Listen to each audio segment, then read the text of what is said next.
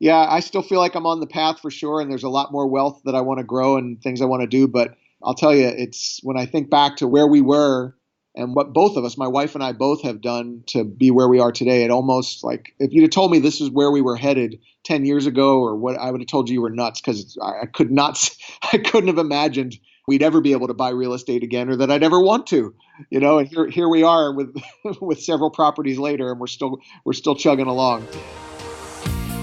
Welcome to the Creating Wealth Show with Jason Hartman. You're about to learn a new slant on investing, some exciting techniques, and fresh new approaches to the world's most historically proven asset class that will enable you to create more wealth and freedom than you ever thought possible. Jason is a genuine self-made multimillionaire who's actually been there and done it. He's a successful investor, lender, developer, and entrepreneur who's owned properties in 11 states, had hundreds of tenants, and been involved in thousands of real estate transactions. This program will help you follow in Jason's footsteps on the road to your financial independence day. You really can do it. And now, here's your host, Jason Hartman, with the complete solution for real estate investors. Welcome to episode 1305, 1305 of the Creating Wealth Show.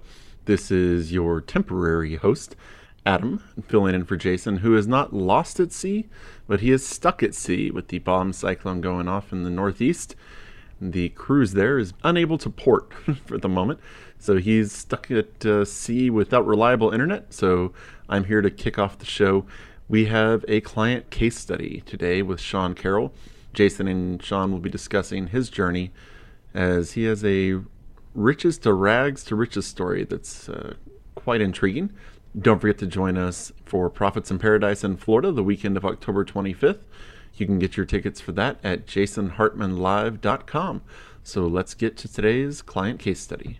It's my pleasure to welcome one of our clients to the show. Has been a client for years, overcame some challenges, did a great job of it, and is now on the path to financial freedom.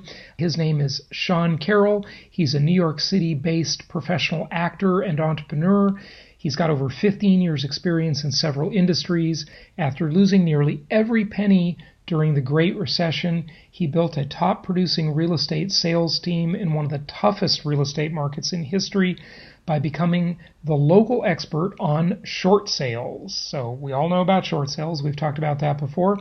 He had some innovative strategies that he shared via his blog and his online marketing strategies. Later, after starting and growing his business consulting company and digital marketing agency, he made a major career shift to become a little poorer. Yes, we'll get to that. He decided to follow his passion of becoming a professional musical theater actor. Sean brought his entrepreneurial skill set to his acting career, and in just a few years, he has been fortunate to appear in dozens of musicals in New York City and in regional theaters across the country. He continues to invest in real estate and is excited to be launching his new podcast for creative artists and entrepreneurs in early 2020. Sean, how you doing? Welcome to the show. How are you? Doing great, Jason. Thanks for having me on. It's always good to chat with you. Yeah, you were a client, and then I think you saw somewhere on social media that I happened to be in New York City, or I talked about it on the podcast, and we kind of connected then and have been talking ever since. And when you said you lost every penny during the Great Recession, what were you doing back then? And we're talking, 2007, 2008 maybe? Yeah, we went through a Chapter 13 bankruptcy in 2008 where we restructured hundreds of thousands of dollars of debt and lost some properties. And I was a school teacher for about 8 years. And when you say we, you mean you and your wife, Tanya, right? My wife, Tanya, and I, yeah, we've been together a long time. And I'm proud to say we navigated that. It was one of the toughest periods of our life, but we came out the other side. At the time, I was teaching. I was a high school choir director for 8 years. I had a good, stable job, great benefits, great salary. And I decided to get my real estate license like a lot of people in 2004 when the market was, charging red hot. And I was going to do it part-time because some friends of mine were doing, a deal or two over the summer and just making $5,000 or $10,000 extra. And that was originally how it started. And then I made a sale in like the first week. And that was like the worst thing that probably could have happened because I thought, well, this is an easy business. Yeah. And literally what happened, Jason, is I was on floor time at the office. And you probably remember floor time. And so what that means is just for the people that don't know, that's like at a real estate office or any like a car dealership or whatever, right? You sit and you just answer the phones and do kind of clerical work for the hope of getting what's going on as an up call. Right. And that's the client who wants to buy the big multi-million-dollar property or sell it, and you might get it. So yeah, you were doing floor time, and what happened? The market was so hot that the phone rang. A client called on a newspaper ad for one of our listings. That shows you a little bit about what was like back then. And she wanted to see this property. It was a $570,000 property. We sold it. I showed it to her. She bought it. We wrote a contract. It closed 60 days later, and I made my 3% on that deal. And I thought, well, this is the best business ever. And so I actually resigned from my teaching job at the end of that year and decided I was going to do this full time. And while that was happening, my wife and I also started buying properties in Florida on pure speculation. We found some condominiums in Daytona Beach, and I bought a property there. The first one we bought with 20% down, we paid $300,000 for it. And 10 months later, I sold it for $380,000. Like, that's kind of how the market went. So I thought I was a genius. And unfortunately, I duplicated that behavior over and over. And when the market shifted and the rents weren't there to cover these massive mortgages we had, including our primary residence, we were in this spiral where I was using credit cards to keep up. And I actually remember the day I took a cash advance check to the bank to actually have enough money in my account to pay my mortgage on one of the investment properties. And you can imagine, Jason, it was like a downward spiral from there. And when I say we lost nearly every penny, I remember the day my cell phone got shut off. And I had a business at the time, and I had a merchant account. So I remember using, I don't even know if I should say this on a podcast, but I used my own merchant account to run a credit card of my own so that I would have enough money in my account to turn my phone back on. Like, that's how bad it got. Wow. Yeah. Wow, that's something. So you went through a really tough time. Yes, it's, the old saying I always like to think of is everybody's a genius in a bull market. And, you can get away with that stuff for a while, like, buying houses on credit cards or, sort of financing your life when everything's going up. But eventually things correct. And what goes up must come down, right? Yeah. And when we had that success or initial success because of the market conditions, I mean, we're talking I was 28 years old at the time, and I was seeing these profits on sales of $100,000, $120,000. And so I'm thinking, wow, so naturally when you do one, now the next one, I want to leverage even more. And that behavior it's just not fundamentally sound behavior. And at the time, I remember the thinking for all of us at the time, because I know there was a lot of very smart people who got burned or burned themselves. And the thinking was, well, when the market starts to shift, we can always sell. And what unfortunately happened, as you know, is the market shifted so quickly that there was no way to sell these properties and get out from under them without taking massive losses and being, several $100,000s underwater. I never even imagined that worst case scenario. I thought, well, I'll just sell if things soften up. And unfortunately, so highly levered, we couldn't do it. When the market disappears, and it can disappear rather quickly now, granted, it did not disappear nearly as quickly as the stock market evaporated. True. And other markets, but real estate certainly got hurt a lot faster. And you were buying like high-rise condos, or what were you buying? Our investment market at the time was Daytona Beach, and we bought the first property was a 2-bedroom, 2-bath oceanfront condo that we were planning to rent, sort of like on then there was no Airbnb then. The online vacation rental business was just kind of starting, and so we were going to do that. And unfortunately, I didn't read my condominium bylaws that said you can't rent short term. So the association forced me to go long term. And then we bought another 2-bedroom condo. And then the deal that actually broke the camel's back, if you will, was sight unseen. I purchased a $500,000 4-bedroom, 3-bath house with 5% down, and I asked the seller to give me $15,000 in closing costs so that I would have to come up with even less cash. Right, yeah. That property rented, get this, Jason, the market rent on that $500,000 property was $1,350, and somehow Sean thought that was a good deal. Isn't that funny? Well, Sean, I wish you would have met me sooner. You and me both, man. Like, I still say this to this day. I had the right, like, I was in the right industry. Like, I had the right asset. My philosophy was flawed, and certainly the type of property I was buying and the area I was buying was flawed. Right, right. Yeah, no, I understand. And, it takes a lot to come on a show like this and share that with the audience. So thank you. I really want to honor you for doing that, because what we're all about is, having our listeners learn from my mistakes, having them learn from mistakes and experiences of other people. It's really great that you're doing that. So thank you for sharing that. Now, you were not a real estate agent at that point, were you, Sean? I was actually. I just wasn't making any sales. Okay, got it. As you read in my bio, so I got my license in 2004. We started acquiring a lot of these properties in 2005 and 6. I remember it was about August, September, right around this time of year, 2006, that in that part of the market, or in the country, the market tanked pretty quick.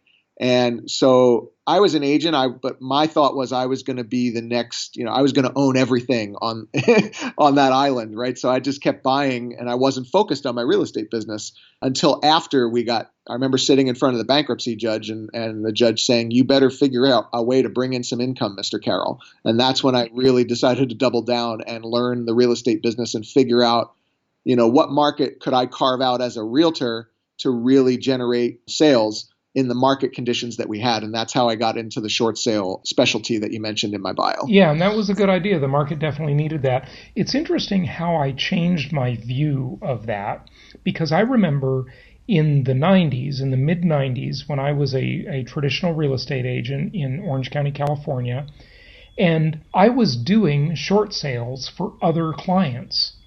And, I really, didn't like that. I just saw these people who had lived in their homes for a year or 2 years. They were living there for free.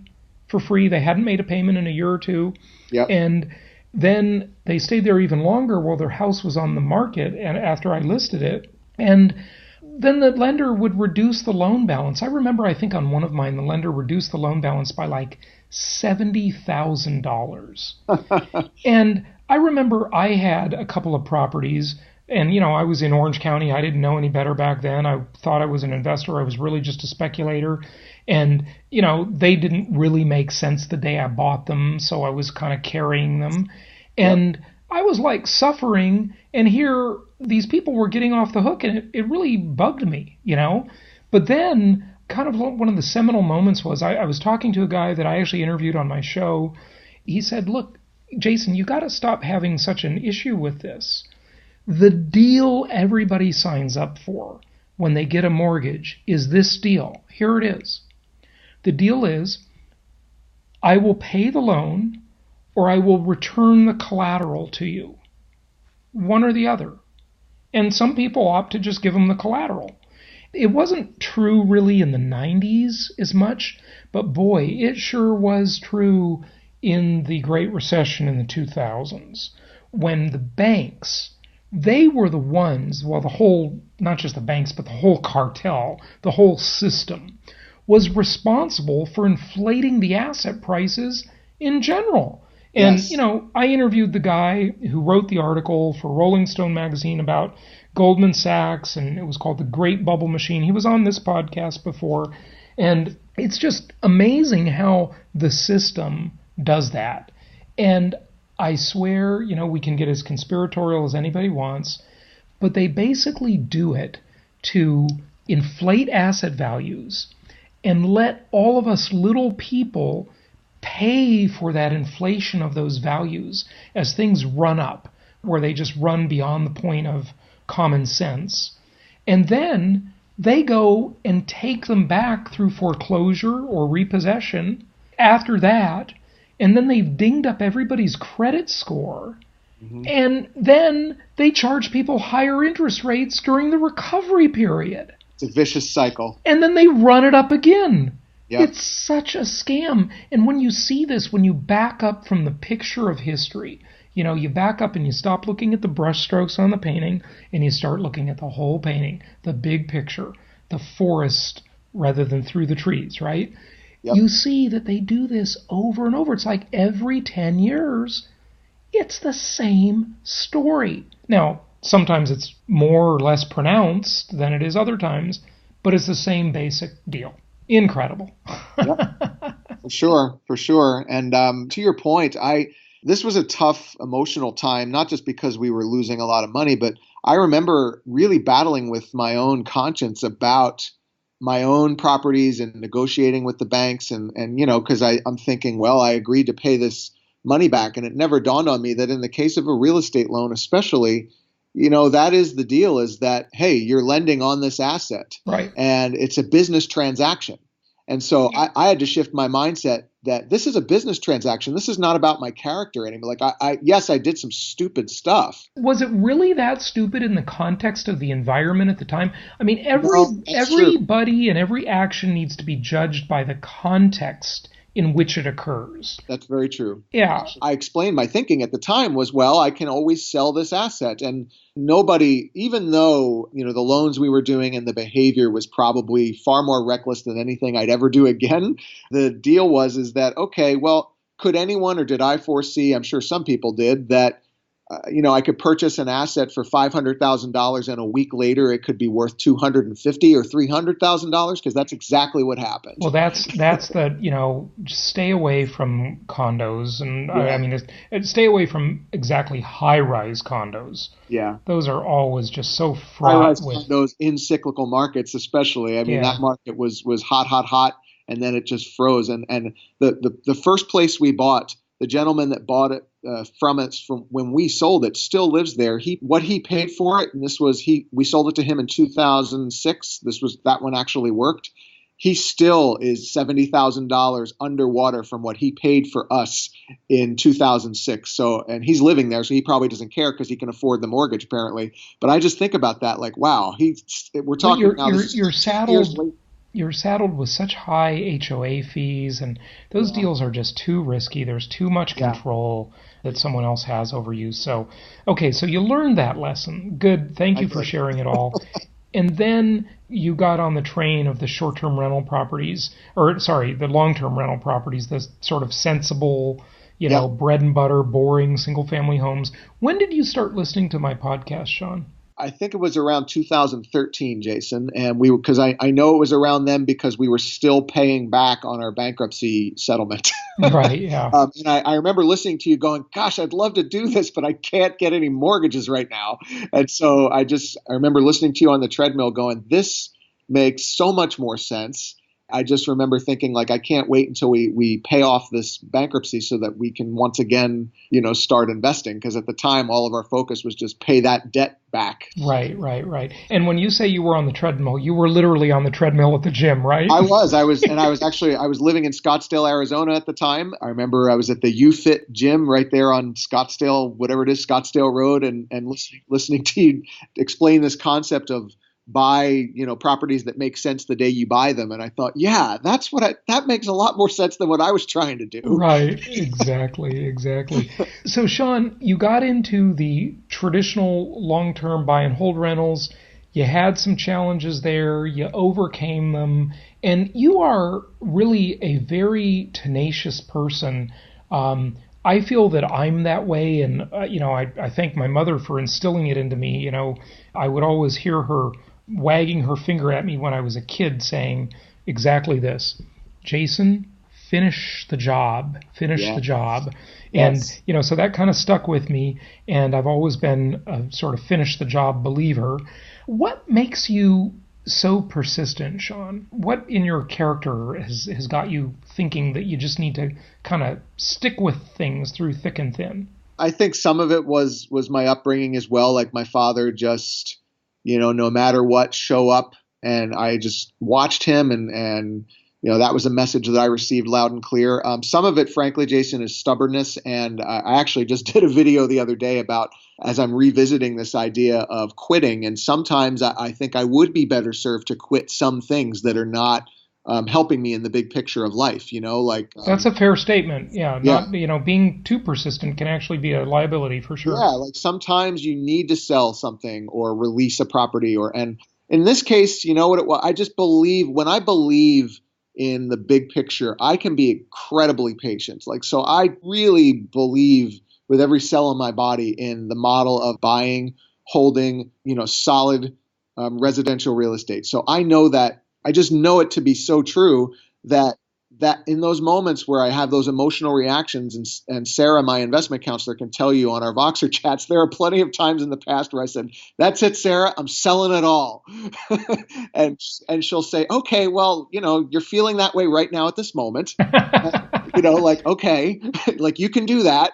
Or, you're having a tough day right now with a property, and this will pass, and next month the rent will come in. And so I just know through experience, I've learned enough about the model too, in this case, to just hang in there. And I know that, the phrase that runs through my mind is, "This too shall pass." And in my acting career, it's the same way. Like, I truly believe that I've known this for a lot of years, even when I wasn't in the business. I truly believe that I have what it takes to win in this industry. And so when I have that conviction or that belief, and there's a lot, and the evidence is there to support it, I will never quit that thing unless you're going to have to chase me out of it. But to your point, sometimes, there have been plenty of moments, whether it be with stocks or businesses I was involved in or relationships I was involved in, where it's like, oh, I'm going to stick it out.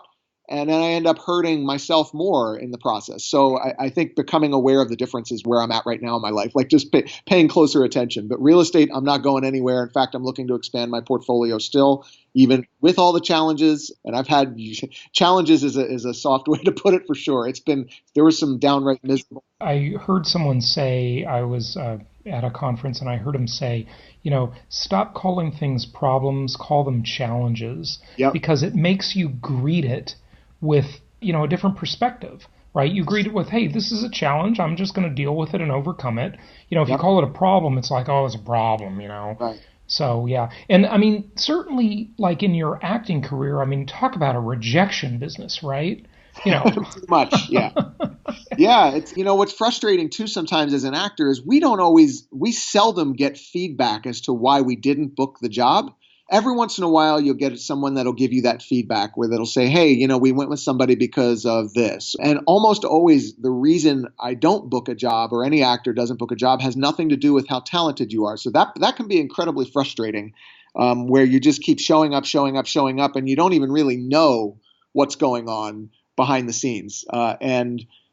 At least with real estate, like the market and the behavior of the properties, the performance of the properties, like I'm at least getting feedback so that I can course correct a little easier. With acting, it's a little different. That's why I hire coaches in acting, because they can see things in what I'm doing that I can't see.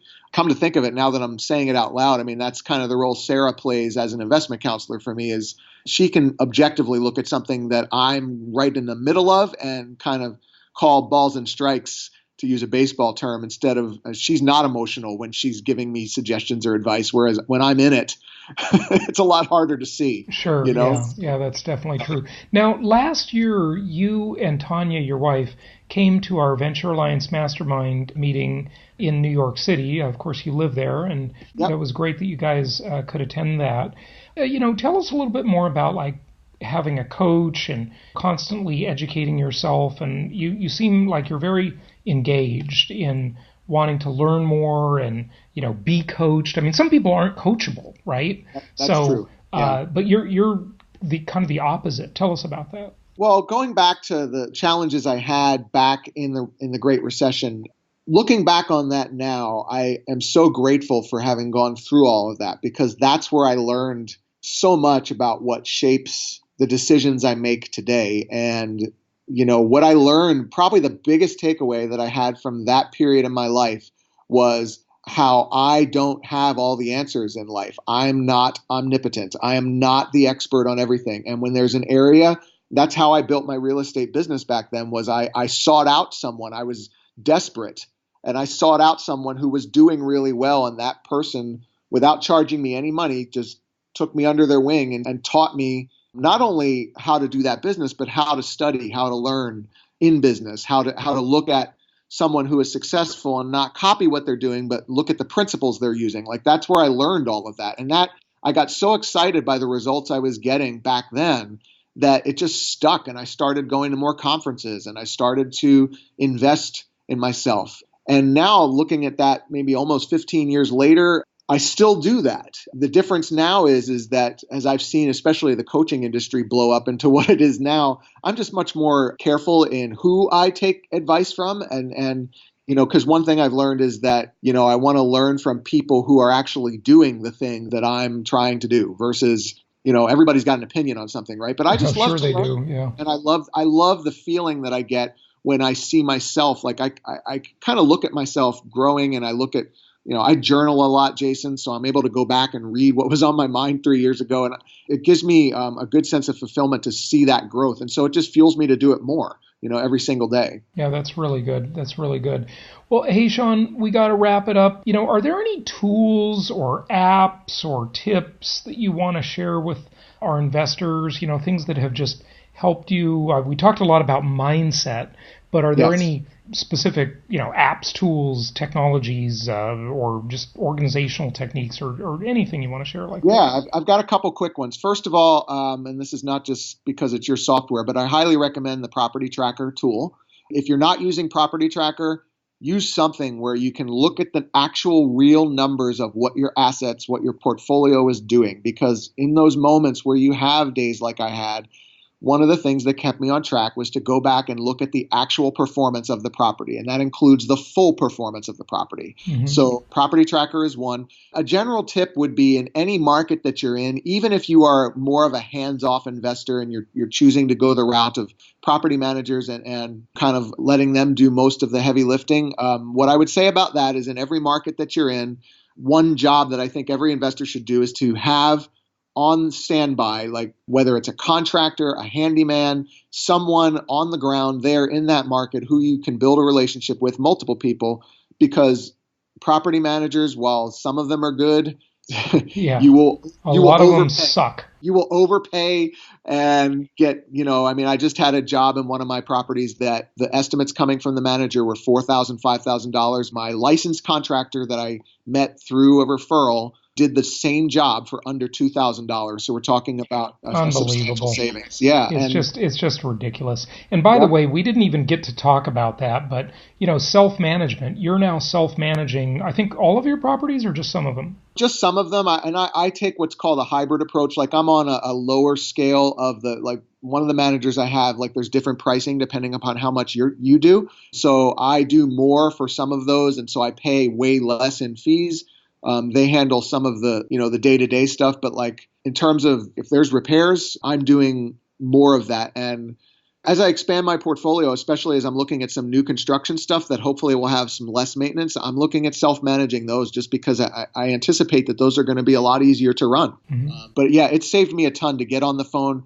Even though I'm a busy guy like all of us, that half hour or 1 hour that I spend getting estimates on my own or making a few phone calls is well worth the $2,500 or $3,000 I would save, in some of those maintenance jobs. So I go back and forth with it. Sometimes, Jason, I don't want to deal with it, and I don't want the phone to ring. But then when I see sometimes the savings, I go, well, and the speed too. Speed is the other thing. Like my handyman was in there in 48 hours and had the job done. You really do. When you self-manage, I think you just provide a better service, a better experience for your tenants. I agree. Yeah. She was very happy and she was very cooperative with him. They were texting back and forth. I didn't even have to get involved. Once I called him and gave him her information and let her know that he was going to be in touch, the two of them worked it all out, and I got sent pictures, and I almost was surprised at how easy it was. Yeah, right. And a lot of times the tenants, they just do a lot of your work for you. It's true. They coordinate appointments. I mean, I've had tenants in my self-managed properties where they're calling around getting estimates for me. They'll say, and I've shared some of this stuff on the show over the years, where they'll say, this one guy came over and I just thought the guy was overpriced and not that good, so I'm going to call around and find some other people for us. They view it like you're on the same team. Not like your opponents. And the property managers always set it up like your opponents. I mean, the tenants, they just want a nice place to live. Right. I think you can give it to them better if you self-manage and deal with them directly. It's just a lot easier than people think. But you do have to have a local contractor or some local contacts, and we can help you do that on the show and, at our events, network with our other clients and stuff who are doing it. So, yeah, good stuff. Sean, any other apps or tools or technology? I mean, this is going to sound really basic, but using the Google suite of products, especially Google Docs, where like if my wife and I, or if you have business partners or anybody else that you're investing with, or in the case of my contractor, being able to share in real time on the web, in a folder that we can all see what's going on with the repair, what's going on with the property. And what I love about those is they're absolutely free. So you can use the Google spreadsheets, you can use the Google document where you can have a running document. And it also keeps me in control of seeing who was in there when. Like, it gives a lot of accountability. And again, it sounds so simple because it's not like this hot new real estate app. I get it. It saved me so many times from just being able to go in there. When I'm on my phone waiting for a train, I can go into the Google suite and see that my contractor uploaded a photo of what needs to be done. Mm-hmm. You can keep it really simple like that. I'm sure there's some better tools out there, but that has saved me so much time. Yeah, absolutely. Good stuff. Well, Sean, thank you so much for sharing your experiences. It's almost like a rags to riches story here we're hearing from you. Kind of, yeah. Yeah, I still feel like I'm on the path for sure, and there's a lot more wealth that I want to grow and things I want to do. But I'll tell you, it's when I think back to where we were and what both of us, my wife and I both have done to be where we are today, it almost like if you'd have told me this is where we were headed 10 years ago or what, I would have told you were nuts, because I couldn't have imagined we'd ever be able to buy real estate again, or that I'd ever want to, and here we are with several properties later, and we're still chugging along. Good for you.